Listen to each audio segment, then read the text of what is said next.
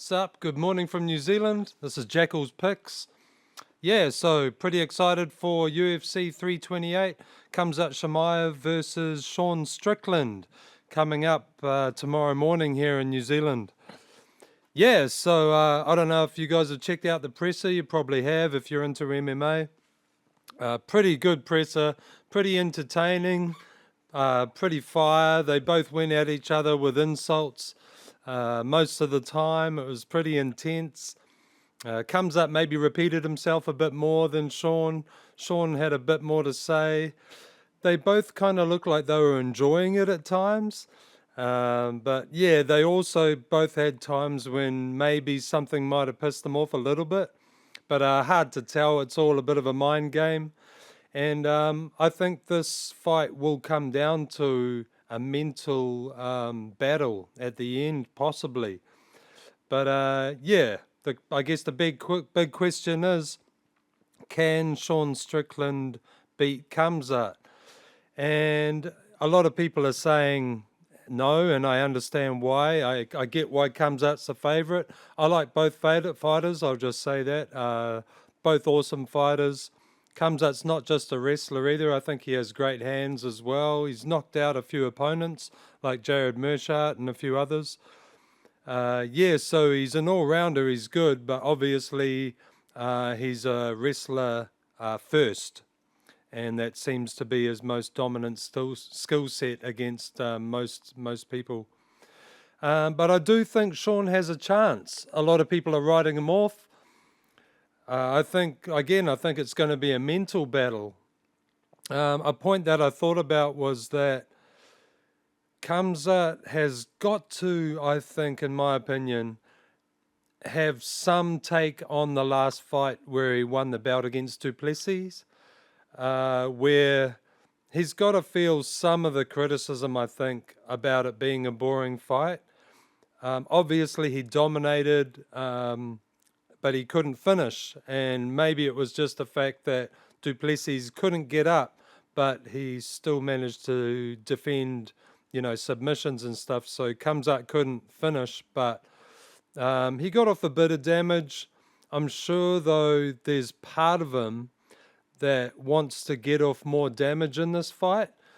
Even the fact that they both genuinely seem to dislike each other, I think, they've got to get under each other's skin a little bit, even though they act like they don't. I just don't think Khamzat's going to be happy with another fight where he just controls and doesn't get much damage off. I think he's going to want more out of this fight, and he's going to probably want to instinctively beat up Sean if he gets a chance. Now, is Sean going to get taken down? I'd say, yeah, most definitely. Thought about it. He stands pretty straight up, often uses the teep and keeps his weight off the front foot like he did with Izzy, which can maybe open opportunities to be taken down by your opponent. And Khamzat is like a takedown master, obviously. So Sean's going to have to play that game wisely. Like the knee that he used against Fluffy, I think he could use it against Khamzat, but he just has to get his timing bang on. And if he doesn't get his timing and accuracy perfect almost, and either hit him to the jaw or the solar plexus, I think Khamzat will just turn that into a takedown and run the pipe, or just chain wrestle around or swing him around or get him down somehow, because that seems to be what Khamzat does. Yeah, I can see why Khamzat's a big favourite. I'm hoping that Sean wins. I would give Sean maybe a 30 to 40% chance. A lot of people think that's being generous, but yeah, I hope that Sean wins. I think it'll shake up the division, and I generally go for the underdogs. As characters, I like them both. Khamzat's more like a scary, sort of a mysterious kind of character, kind of dark, but Sean's more like blunt, open, honest, and has no filter. And yeah, I like that. Like, I'm all about freedom of speech and all that kind of thing. I don't affiliate to one side politically or anything like that. I just like the fact that Sean's unfiltered and that he, says what he actually thinks. Do I agree with it all? Oh, no, but I just like that he's blunt and honest, and I think he's funny. I think out of the two, I think Sean's generally funnier than Khamzat. Every now and then, Khamzat says something pretty humorous, but generally, I think he misses the mark a little. And every now and then, Sean hits something pretty funny. There was another funny part of the presser when, Dana White was like, "Well, according to my therapist," referring to Sean calling him out being like not a psychopath, a sociopath, because he likes watching people hurt each other and stuff. So yeah, so Dana dropped a bit of a funny there, Dana, where he was, well, according to my therapist, I'm a sociopath. So yeah, it was pretty funny. The whole presser was funny all round. The weigh-ins, I see recently they've just Sean's and accused Khamzat of missing weight. I don't know how much is in that. Maybe he possibly did a little bit. I'll have to look into that. But if it is, I wouldn't think it would be by much. It'll be like, parts of a pound. I don't know. But that's an interesting other angle there that's just come up. But yeah, I'll go through the basic card, UFC 328 to start with, because obviously there are other interesting fights on the card. So we'll have a quick look.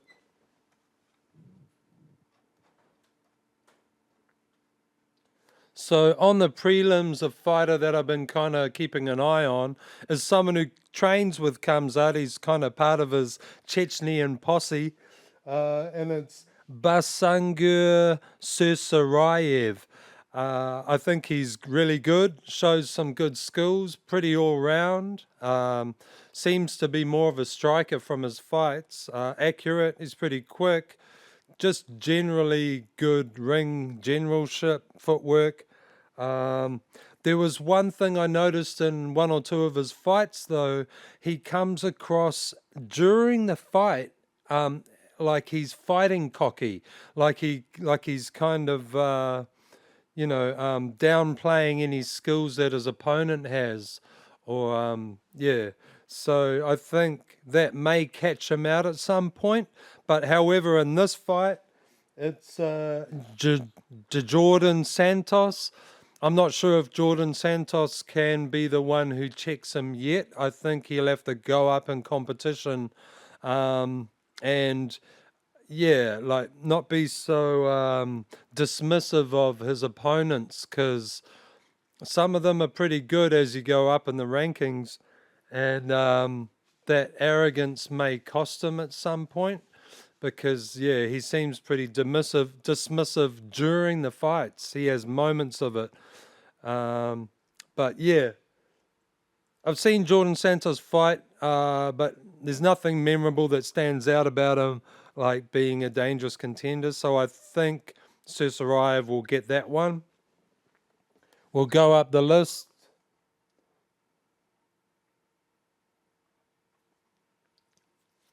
Roman Kopylov versus Marco Tulio was another one I might be interested in.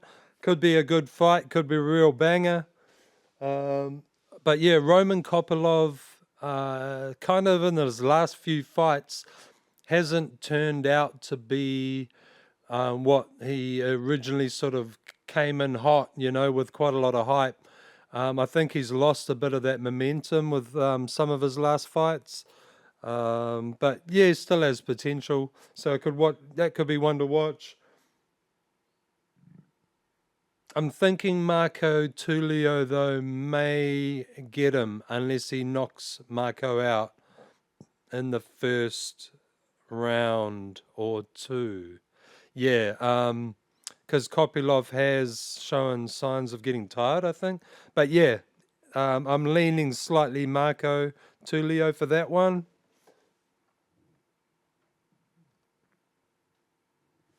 We got Jim Miller versus Jared Gordon. That's a tough one to pick. Two veterans. I'm thinking Jared Gordon.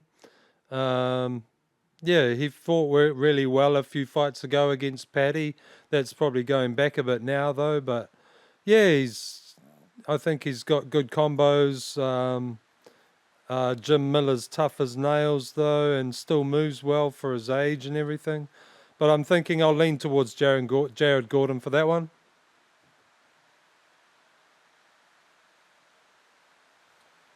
Joel Alvarez versus Yaroslav. What? Yaroslav Amazov. Yaroslav Amazov. I think I'll just lean towards him with a name like that. Abeta Gutierrez versus Ozzy Diaz. Kind of seems like Ozzy Diaz is putting up for, being put up as a bit of a stepping stone for Atiba. But yeah, we'll see. You never know. Ozzy Diaz could pull an upset. But I'm thinking Atiba on that one. Probably knockout, first or second round. Then we've got the main card. We've got King Green versus Jeremy Stephens. I still like King Green's chances. I think he's still quick. I think he's still got it for an old guy. Yeah, he's still fast. He still has his hands down style. And I think he'll pick apart Jeremy Stephens. Jeremy Stephens has a chance if he just comes into battle and starts throwing hard out combos, because he does have some fire in his hands.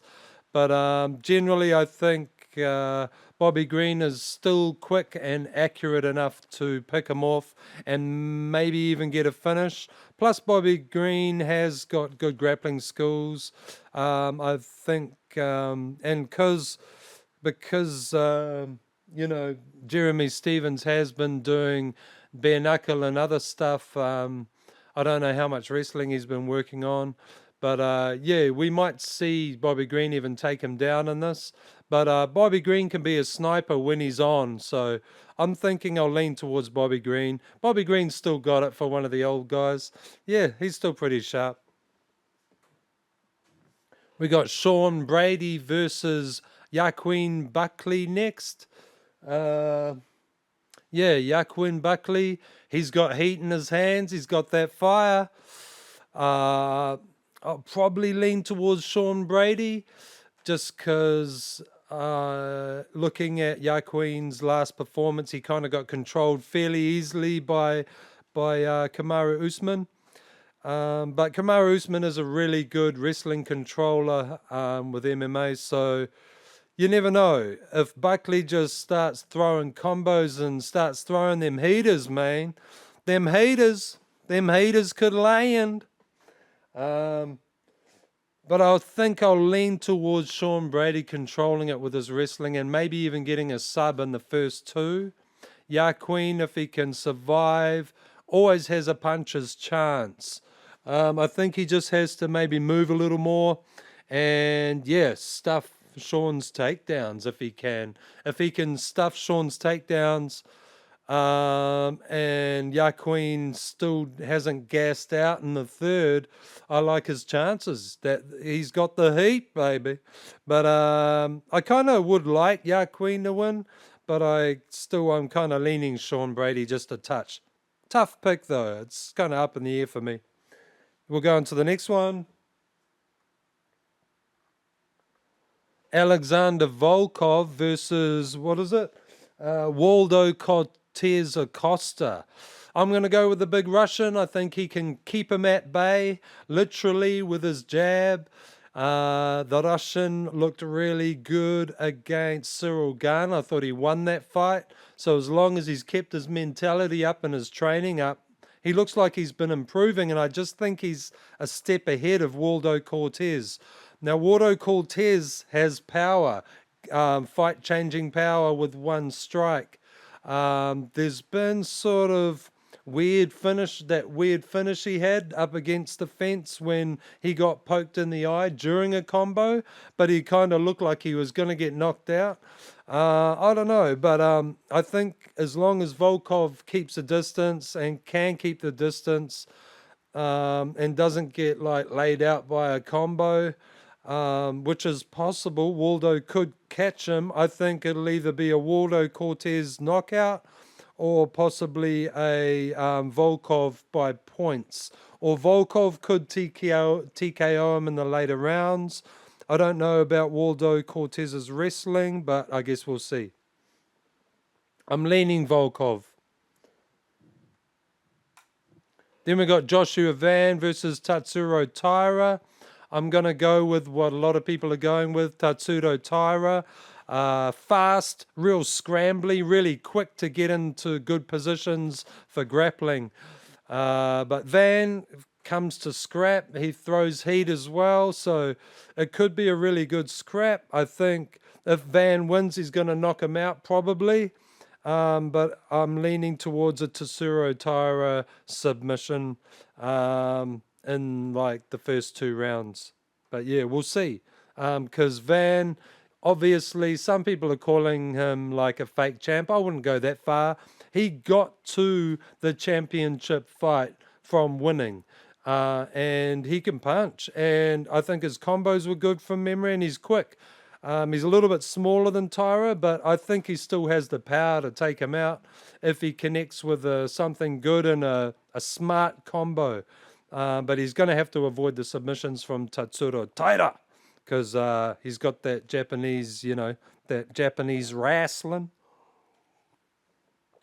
We'll go on to the main event. Yeah. I think Sean has a chance. I think it's going to come down to a mental game. Can Sean make Khamzat work hard enough in the first few rounds to tire him out and come back and possibly TKO him in the 3rd or 4th, or 4th or 5th? He's going to have to turn it around at the end of the 2nd round or by the beginning of the 3rd round. Otherwise, he could find himself in a situation where he was controlled on the ground for the first 3 rounds, and then he has to finish to be able to win the fight, or even get controlled for the first 4 rounds. That's a possibility as well. He's really good at getting up, although he did get taken down fairly easily by Du Plessis. So it's a tough one to pick for me. I think it's about 30 to 40% chance of Sean winning, but I hope Sean wins again. I just think it would be like, the reaction would be great. There may be a brawl after the fight. Yeah, I think Sean's teep will work, but maybe if he adapts it to try and catch Khamzat coming in, but he's got to be careful with it and time it right. Yeah. And maybe even adjust his stance at times, just at times.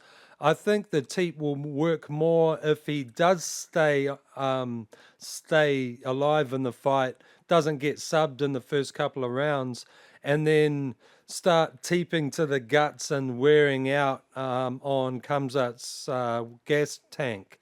That's where I think Sean has a good chance of winning. And I just think the mental game, like, is Sean willing to go through everything, through the fire? And can Khamzat like dig deep in the later rounds with his cardio, or is he going to fight angrily? They kind of both look like they're going to fight angrily a little bit. Khamzat kicked him at the presser as well. Looked like he kind of stomp kicked just above the knee. It didn't look like it got him that bad, but there is a question of, did he actually try and injure him there? Like, I've heard Guru saying stuff like that. I mean, I don't know about the intent of trying to injure, but yeah, it was kind of nasty. But you wouldn't want to, jeopardize a fight before it happened, because again, this is the first fight I've been excited for quite a while. I also have seen recently Josh Hockett's been going off, at Ilya on the presser for the White House card. I like the photos for the White House card. It reminds me of an old Bond film or an old Bruce Lee film. It's kind of old school. It's cool. You know, again, I don't have any political affiliation with anything. I just think it looks cool. It looks retro, like an old school Bruce Lee movie or a Bond film. You know, I love the 80s. And yeah, it looks like it's going to be an interesting card too. But for now, I'm super excited about Khamzat versus Sean Strickland. Let's go, Sean. Come on, Sean. You can do it. I mean, you know, it's like, come on, guys. Yeah. Let's hope. But we'll see what happens. If Khamzat wins, he's probably going to move to 205. And I mean, that could be interesting too. But yeah, this is Jackal's picks. Those are just my rough ideas of what's happening. And yeah, peace out, y'all, from New Zealand. Wherever you're from.